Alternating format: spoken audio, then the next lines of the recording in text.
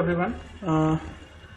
In the previous lecture, we have discussed the friction, coefficient of friction, and angle of friction. And we have seen that in general there is a relation between the friction, angle of friction, and coefficient of friction. And that relation was, any one of you can answer? What was the relation between those? Angle of friction and coefficient of friction? Yes. What was the relation? बोलो, बताओ भाई, पढ़ लो भैया, पूछे जा सकते हैं questions, ठीक है।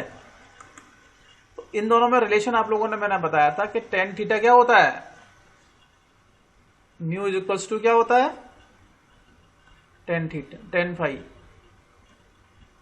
है ना। फाई एंगल ऑफ फ्रिक्शन था और म्यू का था कोएफिशिएंट ऑफ फ्रिक्शन। तो ये रिलेशन तो निकल के आया था, मैंने बताया नहीं था कल मतलब लास्ट लेक्चर में। देखो अभी ज्यादा दिन थोड़ी ना हुए हैं।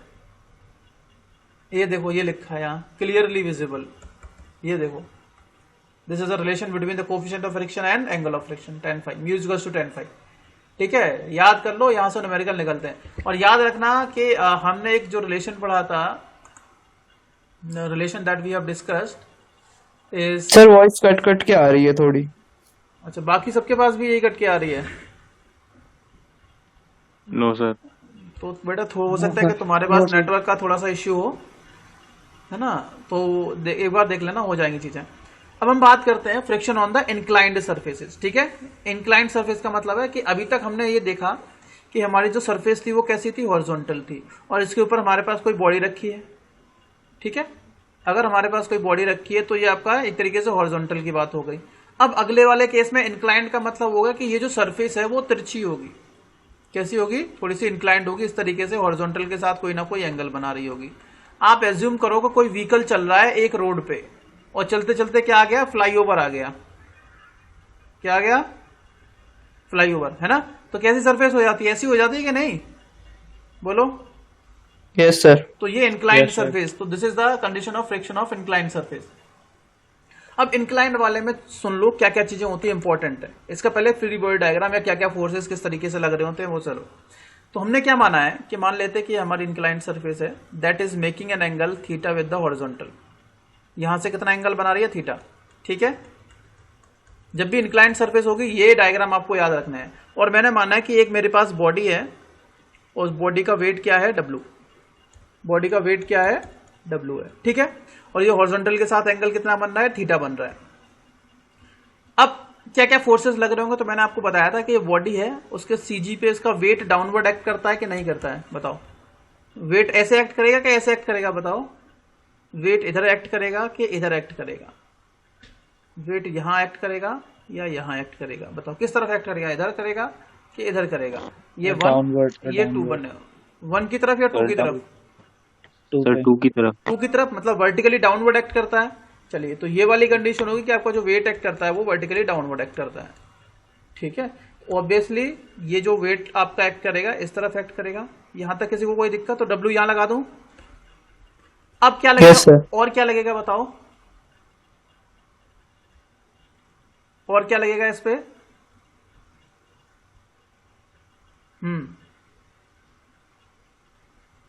बोलो, जल्दी बोलो, बताओ भैया। यार तुम पता नहीं कैसे शांत हो रहे हो। ये सब चीजें बता रखी है मैंने कि क्या क्या चीजें एक्ट करेंगी। और क्या लगेगा? हेलो,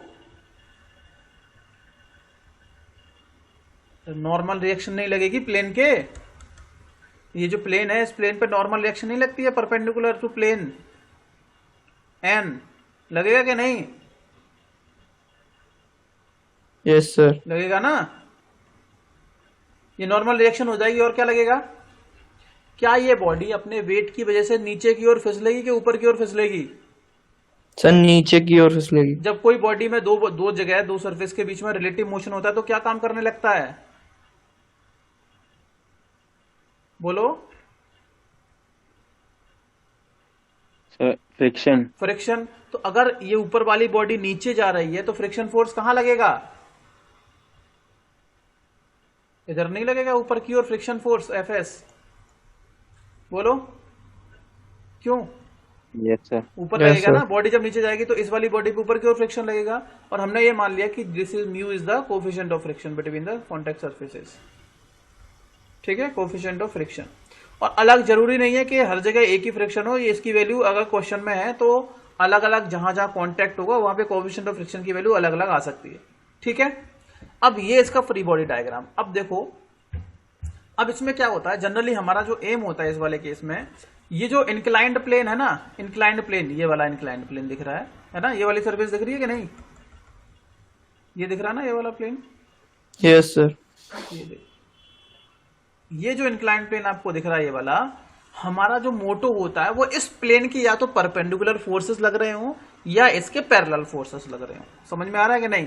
हम ये, हमारा मोटो ये होता है कि जो फोर्सेस हैं सारे के सारे वो या तो इस प्लेन के पैरेलल लगे हैं या इसके परपेंडिकुलर। इस वाले, इस हॉरिजॉन्टल से मतलब नहीं होता इस वाले केस में। ठीक है, कर सकते हैं उसमें भी, लेकिन प्रॉब्लम आपकी इजी हो जाएगी कब, जब आप सारे फोर्सेस को जो इंक्लाइंड प्लेन है उस प्लेन के पैरेलल या परपेंडिकुलर एक्ट करवा दोगे। तो अगर हम बात करेंगे एन, ये एन आपका इस प्लेन के परपेंडिकुलर एक्ट कर रहा है कि नहीं कर रहा है? तो सही है, इसमें कोई दिक्कत तो नहीं है, बोलो। ये इस प्लेन के परपेंडिकुलर काम कर रहा है ना, 90 Yes, डिग्री sir, पे yes, कर sir. रहा है। और ये एफएस भी Yes, काम sir. कर रहा है कि नहीं कर रहा है? ये इसके पैरेलल काम कर रहा है ऊपर की Yes, ओर। sir. लेकिन दिक्कत आ रही है कि ये जो डब्ल्यू है ना वो अभी इंक्लाइंड है। ठीक है, डब्ल्यू कैसा है? अभी इंक्लाइंड है। अब आप मुझे एक बात बताओ, ये एंगल कितना होगा, ये वाला, ये एंगल बताओ कितना होगा?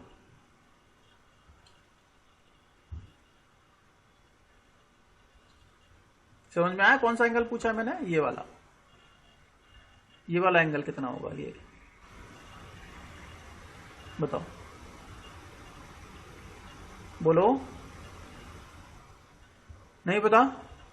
ये भी होगा कितना? एक सर ये भी 90 होगा सर। थीटा। थीटा.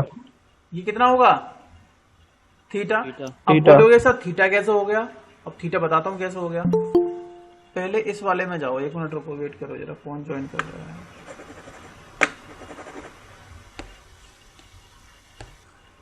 तो ये एंगल आप पूछोगे सर ये एंगल थीटा कैसे हो गया? सुनो, पहले इस वाले ट्राइंगल में देखो, बड़े वाले में मैंने इस वाली लाइन को और नीचे खिसका दिया। ठीक है, यहां तक। तो इस बड़े वाले ट्राइंगल में देखो आप, इस बड़े वाले ट्राइंगल में ये थीटा है, ये एंगल 90 बन रहा है, ये वाला 90 बन रहा है कि नहीं? तो ये Yes, sir. ये थीटा, ये कितना हो जाएगा? ये 90 माइनस थीटा हो जाएगा। क्यों? ये थीटा है, ये 90 है, तो ये 90 माइनस थीटा हो गया। तो ये वाला एंगल हो Yes, गया sir. 90 minus theta. ठीक है, चलिए अब मैं दोबारा से बैक जाता हूं। ठीक है, अगर ये 90 माइनस थीटा हो गया, अब इस वाले में देखो, इस ट्राइंगल में ये बन रहा है एक ट्राइंगल, ये देखो ये बन रहा है, ये कितना है? ये 90 है, यस सर। ये 90, ये थीटा है, मतलब ये थीटा भूल जाओ। ये कितना है? ये 90 माइनस थीटा था, माइनस थीटा। तो ये थीटा नहीं निकलेगा। ठीक है, तो ये कितना हो जाएगा? थीटा। ये 90 माइनस थीटा, ये 90, ये अगर ये 90 है, ये 90 माइनस थीटा, तो ये वाला थीटा हो जाएगा। तो याद रखना ये एंगल कितना हो जाएगा? This will also be theta. Okay, चलिए अब देख लेते हैं हम। अगर ये W नीचे एक्ट कर रहा है तो बताओ क्या क्या होंगे इसके कंपोनेंट? इसको रिजॉल्व करना पड़ेगा ना, we have to resolve this one. तो अगर ये W नीचे लग रहा है तो इसका एक कंपोनेंट तो इधर एक्ट करेगा और एक कंपोनेंट इस तरफ एक्ट करेगा, करेगा कि नहीं? अगर ये एक लोड इधर लग रहा है और तो ये एक कंपोनेंट इसका इधर हो जाएगा, एक कंपोनेंट इधर हो जाएगा। अगर ये यहां से एंगल थीटा बना रहा है तो ये कॉस के साथ आएगा और ये साइन के साथ आएगा। बोलो आएगा कि नहीं? बताओ। Yes, sir. आएगा। तो ये वाला Yes, sir. कंपोनेंट हो Yes, जाएगा sir. आपका W cos थीटा और ये थीटा. कंपोनेंट हो जाएगा W sin W sin theta. Theta. तो ये वाला जो कंपोनेंट है वेट का, जो ये वाला कंपोनेंट है W sin थीटा, वो इस बॉडी को नीचे की ओर खिसकाने की कोशिश करेगा, जबकि आपका फ्रिक्शन फोर्स इस बॉडी को नीचे खिसकने से रोकने की कोशिश करेगा। ठीक है, और ये जो नॉर्मल रिएक्शन हो जाएगी इस वाले केस में, वो किसके बराबर हो जाएगी? W cos थीटा के। So applying the condition of equilibrium, applying the conditions of equilibrium,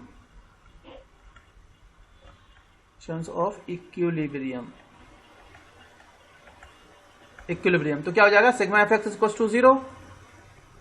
तो सिग्मा एफ एक्स 0 का मतलब हो गया left word forces right word के। तो लेफ्ट में क्या लग रहा है, डब्ल्यू साइन थीटा, ये हो जाएगा आपका डब्ल्यू साइन थीटा, ये किसके बराबर हो गया, एफ एस के, पहली कंडीशन। और दूसरा कंडीशन होगी sigma F Y equal to 0 vertical वाली डायरेक्शन में। तो एन किसके बराबर हो जाएगा, डब्ल्यू कॉस थीटा के। तो डब्ल्यू कॉस थीटा किसके बराबर हो गया, एन के बराबर। कोई दिक्कत यहां से यहां तक। अब पहली वाली इक्वेशन में दूसरी वाली इक्वेशन से डिवाइड कर देंगे, equation 1 divided by equation number 2। तो ये हो जाएगा W sine theta upon W cos theta, it is equal to F S upon N. इस डब्ल्यू से ये डब्ल्यू कट जाएगा, इसका मतलब ये हो जाएगा टेन थीटा बच गया इधर। और ये किसके बराबर हो गया, एफ एस अपॉन एन के। और ये एफ एस अपॉन एन किसके बराबर होता है, म्यू के बराबर। बोलो, अरे F S upon N mu के बराबर नहीं होता है, भूल गए।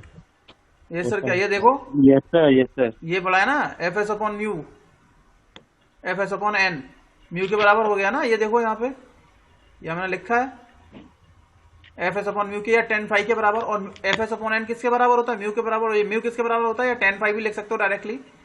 ये म्यू टेन फाइव के बराबर होगा, तो टेन थीटा किसके बराबर हो गया,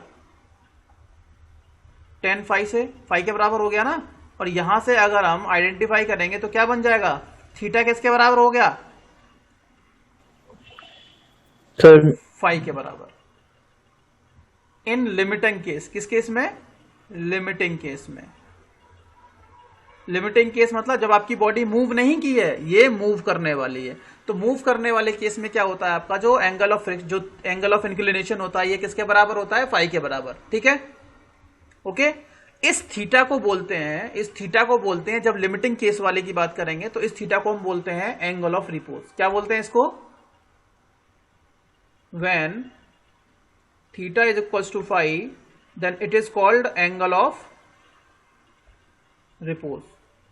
क्या बोला जाता है, एंगल ऑफ रिपोज। अब ये एंगल ऑफ रिपोज की डेफिनेशन पूछी जाती है कि ये होता क्या है। सपोज करो कि ये आपका हॉरिजॉन्टल और ये आपका इंक्लाइंड प्लेन ये वाला है, ऐसे सपोज कर लो, ठीक है। और यहां पर आपकी बॉडी रखी है, यहां पर कोई एंगल था पर्टिकुलरली, मान लो ये एंगल थीटा 1 है। अभी ये बॉडी नीचे खिसक नहीं रही है, मैंने क्या किया, इस एंगल को थोड़ा सा और बढ़ा दिया और आपकी सरफेस अब कैसी हो गई, ये यहां पर पहुंच गया और ये बॉडी आपकी यहां मूव कर गई। ये कंडीशन 1, ये कंडीशन 2। अब आपका थीटा और बढ़ गया, लेकिन अभी भी ये बॉडी नीचे की ओर मूव नहीं की। मैंने थोड़ा सा थीटा और बढ़ा दिया, सपोज मैंने थीटा और बढ़ा दिया यहां पर, तीसरा वाला केस। अब ये बॉडी कहां पहुंच गई, यहां पर। अब ये बॉडी ने क्या किया, अब ये मूव करने वाली है, just it is about to move, और मैंने इसको क्या मान लिया, थीटा। तो कंडीशन नंबर 3 में जैसे जैसे हमने देखा कि इस एंगल की वैल्यू बढ़ाते जा रहे हैं, तो हमारी बॉडी, एक कंडीशन ऐसी आएगी कि आपकी बॉडी ऑटोमेटिकली स्लाइड करने लगेगी कि नहीं करने लगेगी, बोलो, नीचे की ओर स्लाइड करने लगेगी ना। Yes sir. तो this angle, the angle at which your body try to slide downward is called the angle of repose. Respose नहीं, रिपोज, REPOSE, ठीक है। Yes sir. तो एंगल ऑफ रिपोज की अगर डेफिनेशन आपसे पूछा जाए तो क्या होगा,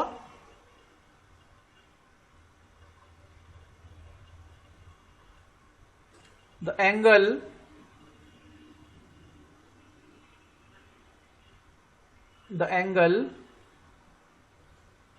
made by the inclined plane with the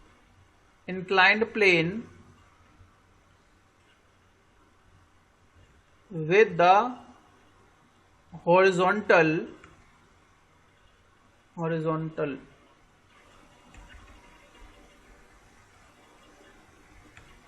the angle made by the inclined plane with the horizontal at which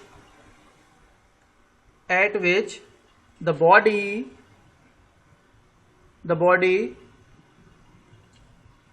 tends to slide or about to slide, the body about to slide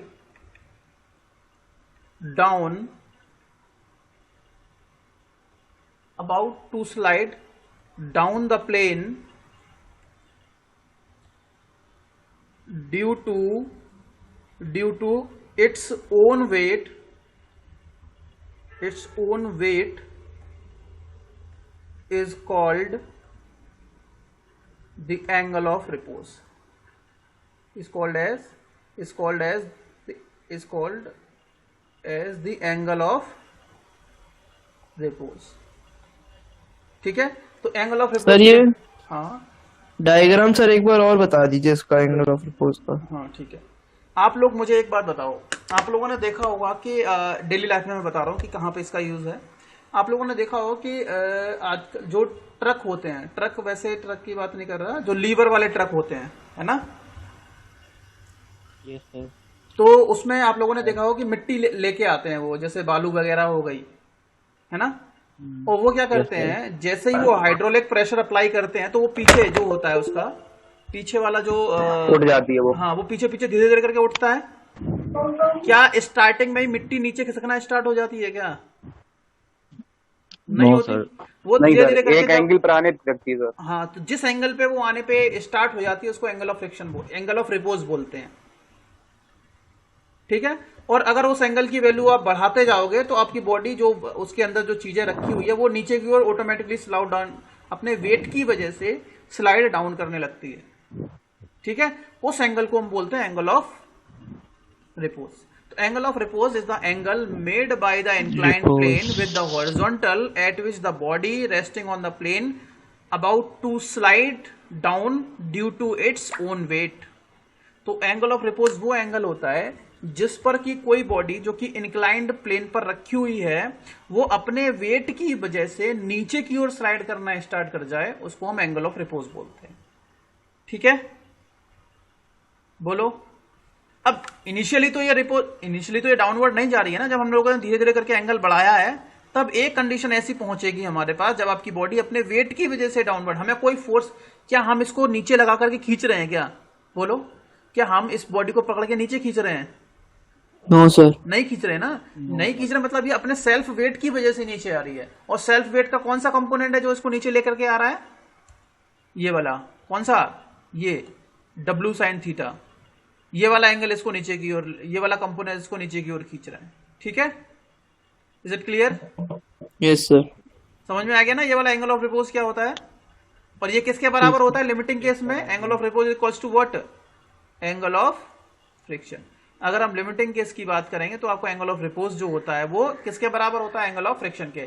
तो आप simple, आपको ये वाला diagram बनाना है, ये वाला diagram बनाना है जो मैंने बनाया है, ये वाला। ठीक है, और डेफिनेशन अगर एंगल ऑफ रिपोज की पूछी है तो ये वाली लिखनी पड़ेगी। किसी को कोई डाउट है डेफिनेशन में, या समझ में नहीं आई? बोलो। No sir. चलिए अब बात करते हैं, लास्ट टॉपिक है फ्रिक्शन का, इसको हम बोलते हैं कोन ऑफ फ्रिक्शन। क्या बोलते हैं? कोन of friction.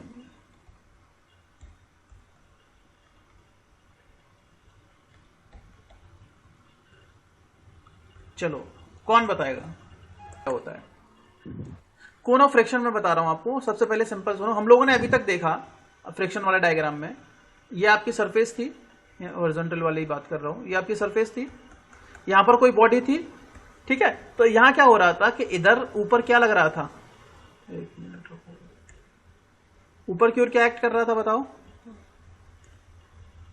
Sir force. Normal reaction. Normal reaction. An act कर रहा था कि नहीं कर रहा था?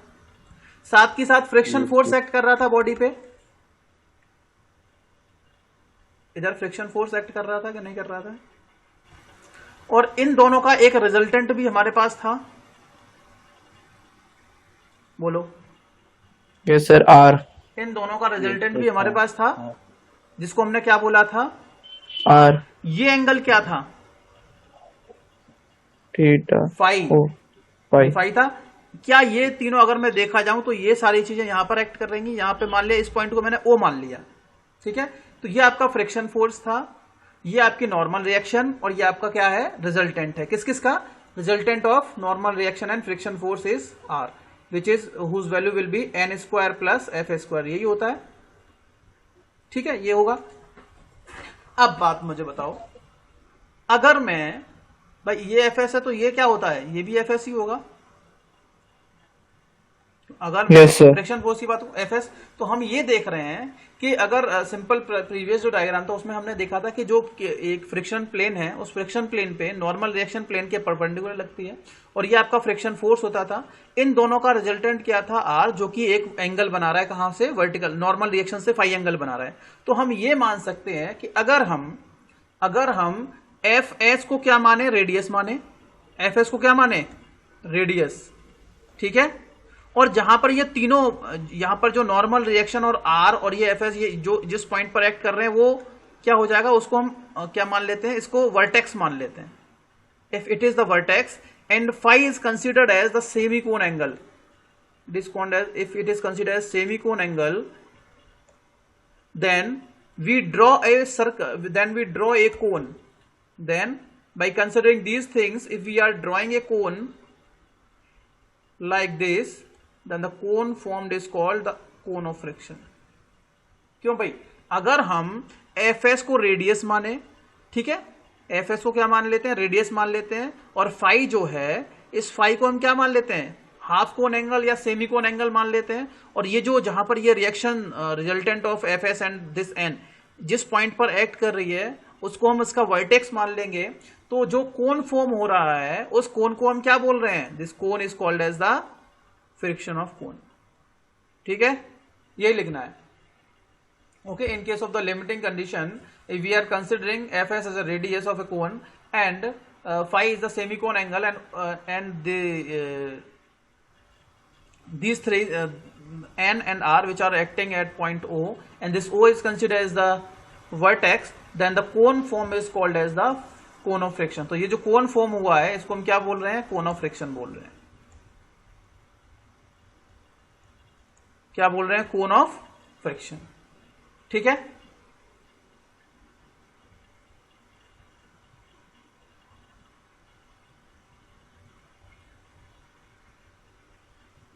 ठीक है, तो अगर हम कोन ऑफ फ्रिक्शन की बात करेंगे, इसमें आप डेफिनेशन में क्या लिख सकते हैं, if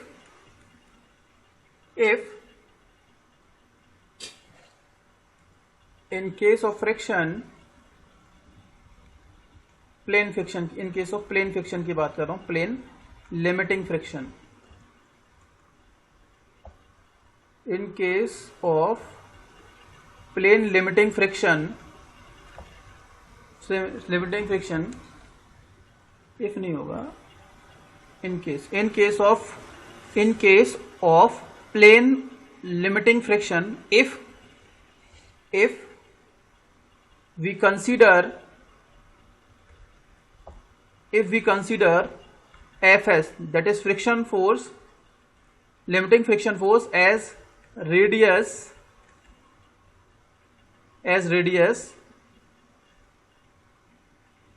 and phi as semicone angle, and नहीं लगाना है, कॉमा लगा लगना है, comma, phi as semicone angle and O क्या है बताओ, O क्या है, meeting point of N and Fs. हाँ, meeting point of Fs N and R as the vertex, then the cone formed is called cone of friction. ठीक है, अगर हम ये सारी चीजें माने और ये O को मीटिंग पॉइंट माने एज अ वर्टेक्स, देन तो जो कोन फॉर्म हो रहा है with these situations is called as the cone of friction. ठीक है, तो ये जो कोन फॉर्म हो रहा है ये कोन ऑफ फ्रिक्शन है। अब इसका सिग्निफिकेंस क्या है, व्हाट इज द सिग्निफिकेंस, इसका महत्व क्या है, कभी कभी पूछा जाता है what is the significance of cone of friction, what is the significance, significance का मतलब क्या होता है, इसका महत्व क्या है, भाई ये कोन ऑफ फ्रिक्शन हम यूज क्यों करते हैं। अब देखो सुनो, मैंने आपको बताया था कि जैसे जैसे हम फोर्स अप्लाई करते हैं, तो एन और एफ एस का जो रिजल्टेंट है पहले तो यहां होता है, इसके बाद थोड़ा फोर्स और अप्लाई किया तो ये रिजल्टेंट और मूव करता है इधर की ओर, और थोड़ा सा और जब लिमिटिंग केस में पहुंच गया तो आपका ये वाली रिजल्टेंट जो रिएक्शन होगी इन दोनों का वो यहां पर पहुंच गया तीसरी कंडीशन में। हो गया कि नहीं? अगर हम इससे ज्यादा फोर्स अप्लाई करेंगे तो इन दोनों का जो रिजल्टेंट होगा, इनका जो किसका, एन का और एफ एस का जो रिजल्टेंट होगा वो यहां चला जाएगा, यहां कहीं चला जाएगा। और जैसे ही अगर आपका रिजल्टेंट इस कोन ऑफ फ्रिक्शन से बाहर जा रहा है तो आपकी बॉडी क्या करेगी, मूव करने लगेगी। समझ में आ रहा है कि नहीं? तो अगर रिजल्टेंट, अगर आप लोगों ने रिजल्टेंट कैलकुलेट किया एफ एस और एन का, और रिजल्टेंट की वैल्यू अगर इस कोन ऑफ फ्रिक्शन से बाहर चली जाएगी तो हम ये बोल सकते हैं आपकी बॉडी मूव करने लगेगी। ठीक है। एक कंडीशन आती है सेल्फ लॉकिंग, आप लोगों को शायद सुना होगा सेल्फ लॉकिंग। सेल्फ लॉकिंग सुना है कि नहीं सुना है? बोलो। हाँ जी, अरे सुना है कि नहीं? Tell me. No sir. नहीं सुना। स्क्रू जैक सुना है? स्क्रू जैक्स देखा है? सर जो सर बिना एक्सटर्नल फोर्स से सर अपना मूव नहीं करेगा सर कुछ भी। हाँ, बिना एक्सटर्नल फोर्स, एक डायरेक्शन में आप फोर्स लगा दोगे चला जाएगा, लेकिन अपने सेल्फ वेट की वजह से वो दूसरी डायरेक्शन में मूव नहीं करेगा, नहीं होगा, है ना? ये सेल्फ लॉकिंग कंडीशन होती है। तो स्क्रू जैक आप लोगों ने देखा होगा। हमने क्या किया, जैसे मान लिया कि आप लोगों ने देखा होगा स्क्रू जैक कुछ इस तरीके का होता है, उसमें ऐसी सरफेसेस रहती हैं, मैं बताता हूँ।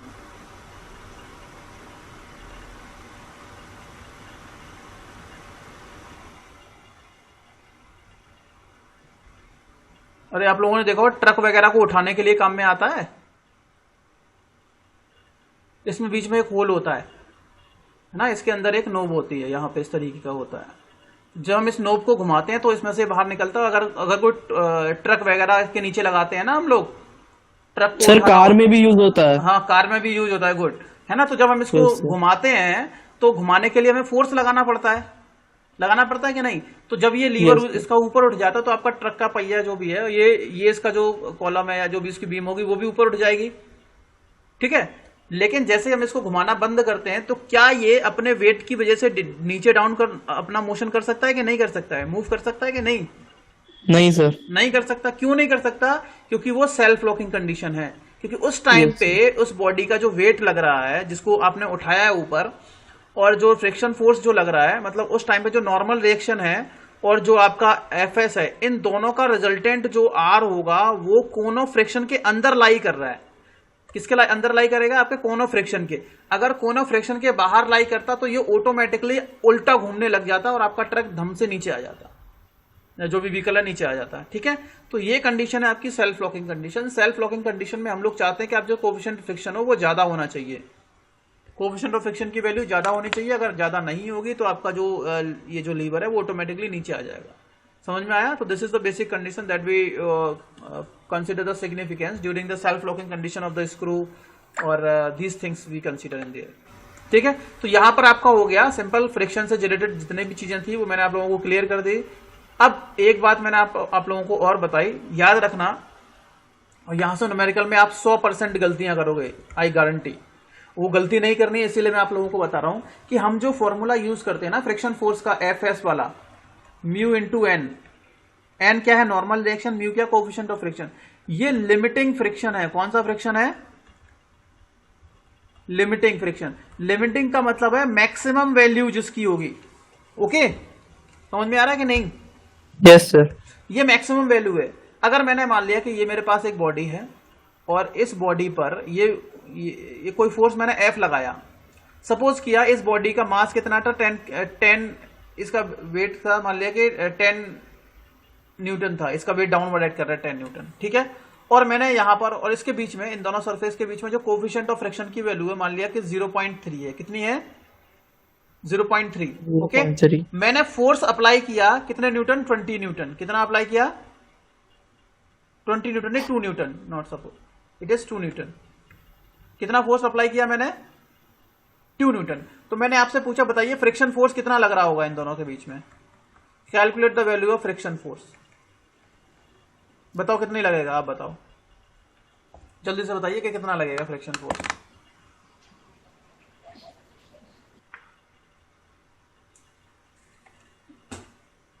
अप्लाई फोर्स कितना किया? 2 न्यूटन। वेट है बॉडी का 10 न्यूटन, और इन दोनों सरफेस कॉन्टेक्ट सरफेस के बीच में कोएफिशिएंट ऑफ फ्रिक्शन है 0.3। मैंने आपसे पूछा कि फ्रिक्शन फोर्स की वैल्यू बताओ मुझे, कितना एक्ट करेगा फ्रिक्शन फोर्स।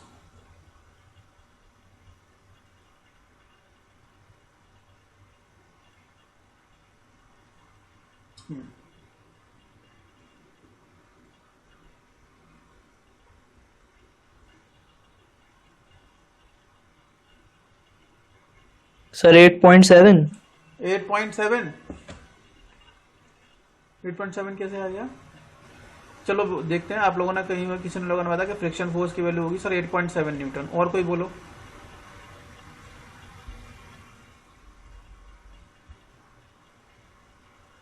अच्छा, आपने बेटा 8.7 कैसे निकाला मुझे तो ये तो बताओ पहले। अब सुन लो, सर गलत होगा शायद। हाँ, गलती है। अब देखो, आप लोगों को पता है कि लिमिटिंग फ्रिक्शन कितना होता है, Fs equals to mu into N होता है कि नहीं?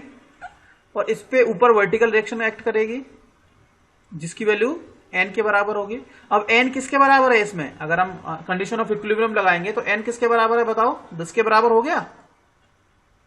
Yes sir. n 10 के बराबर हो गया। और फ्रिक्शन फोर्स कहां लगेगा? अगर बॉडी इधर मूव करेगी तो फ्रिक्शन फोर्स इधर एक्ट करेगा।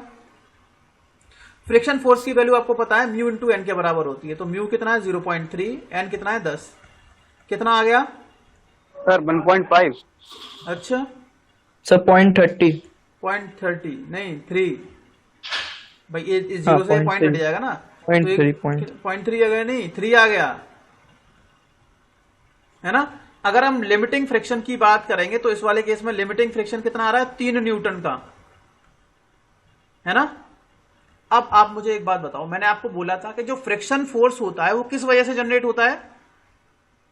अप्लाइड फोर्स की वजह से तो होता है भाई। जितना अप्लाइड फोर्स होगा पहले उसके हिसाब से देखेंगे फ्रिक्शन फोर्स कितना जनरेट हो रहा है। अगर अप्लाइड फोर्स की वैल्यू लिमिटिंग फ्रिक्शन से ज्यादा है तो फ्रिक्शन फोर्स किसके बराबर होगा? याद रखना है, अप्लाइड फोर्स के बराबर। समझ में आ रहा है? सॉरी, अगर अप्लाइड फोर्स की वैल्यू लिमिटिंग फ्रिक्शन से ज्यादा है तो फ्रिक्शन फोर्स लिमिटिंग फ्रिक्शन के बराबर होगा, मैक्सिमम फ्रिक्शन के बराबर होगा। और अगर अप्लाइड फोर्स की वैल्यू लिमिटिंग फ्रिक्शन से कम है तो जो फ्रिक्शन फोर्स होगा एक्चुअल, वो अप्लाइड फोर्स के बराबर होगा। समझ में आया? नहीं आया? सुनो दोबारा से।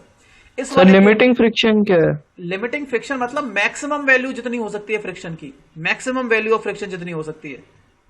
तो ये जो फॉर्मूला हम निकालते हैं Fs equals to mu N, वो मैक्सिमम जितना फ्रिक्शन लग सकता है वो वाली वैल्यू है।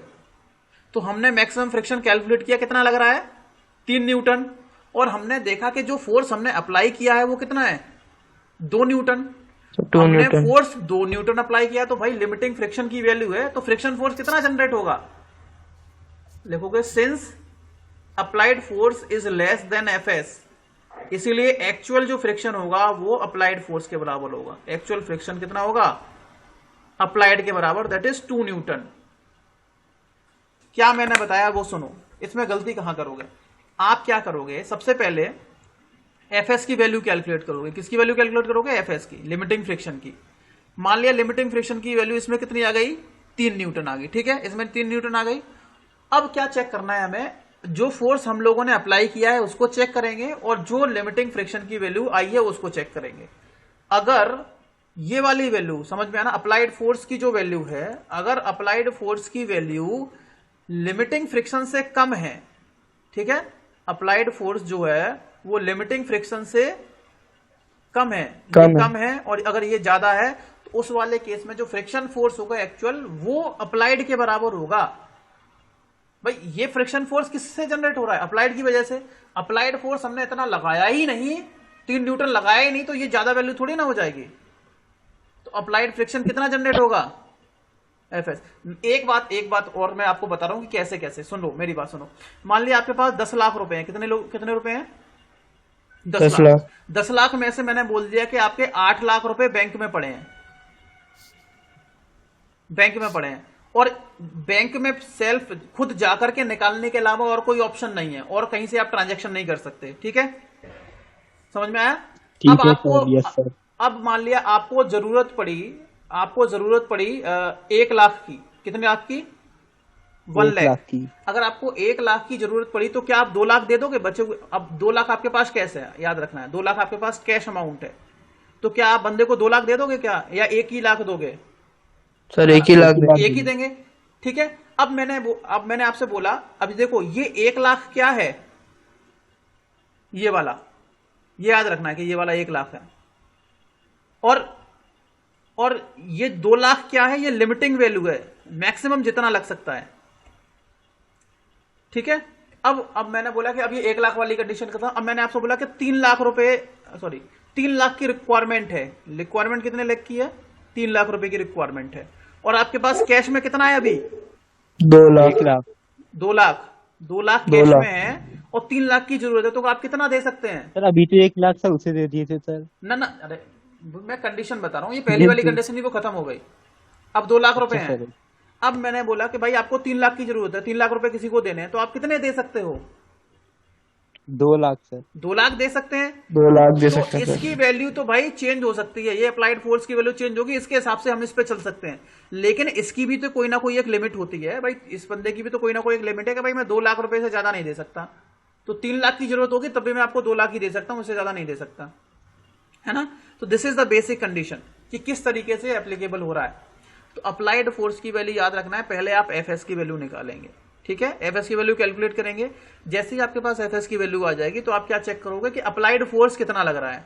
अगर अप्लाइड फोर्स की वैल्यू इससे कम है, एफएस से कम है, तो आपका actual friction force applied force के बराबर हो जाएगा, और अगर एफएस की वैल्यू इस वाले फोर्स से कम है तो इसकी एफएस की वैल्यू एफएस के बराबर हो जाएगी, फ्रिक्शन फोर्स की वैल्यू एफएस के बराबर हो जाएगी। मतलब ये हो गया इनमें जो भी कम है उसके बराबर, बस ये चेक करना है। एफएस कैलकुलेट करो और एफ देख लो, एफएस और एफ में जो वैल्यू कम है, लेस है, उसी के बराबर फ्रिक्शन होगा, और कुछ मत याद रखना, इन दोनों में जो कम होगा फ्रिक्शन फोर्स एक्चुअल वो उसी के बराबर होगा और कुछ नहीं होगा। This is the basic concept here, ठीक है। एक आध क्वेश्चन हम लोग करेंगे नेक्स्ट क्लास में, तो अब न्यूमेरिकल पोर्शन रह जाएंगे, ठीक है। ये वाली क्लास हम लोग यहीं फिनिश कर देते हैं, ठीक है। Thank you.